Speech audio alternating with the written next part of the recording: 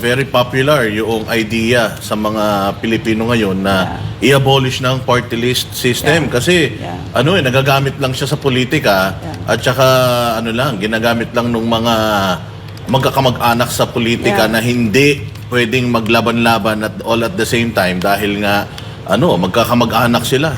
So, ang isang tanong ko, Doc Lorraine, syempre alam naman natin malapit ka kay PRD and you are very popular. Sigurado ako na pwede kang tumakbo ng senator. Uy, wow. Pero bakit party list ang nakasungkit sa'yo, sa iyong puso?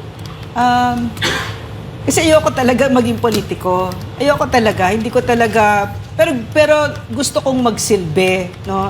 So I don't think I'm going to win senator or anything like that. But gustong-gusto ko, kasi nagkatrabaho ka talagang Epanaw. Katrabaho ko talaga, tsaka yung trabaho talaga namin sa indigenous peoples. Kasi nga, yung sa experience ko sa NTF-ELCAC, nung finally yung gobyerno ay pumunta sa ancestral domains at ginawa yung trabaho niya, nag-build ng schools, ng farm-to-market roads, etc., etc., lahat sila nagbalik loob sa gobyerno. Mga NPAs yan, no? So, as a result of that, napabagsak natin ang bayan muna sa Kongreso.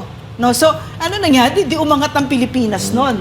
Totoong kapayapaan at progreso yung nangyari. So, mas malapit ang puso ko dito sa Epanaw, itong work na ito, yung trabaho na ito. Kasi talagang, I don't see myself as any different from the indigenous people.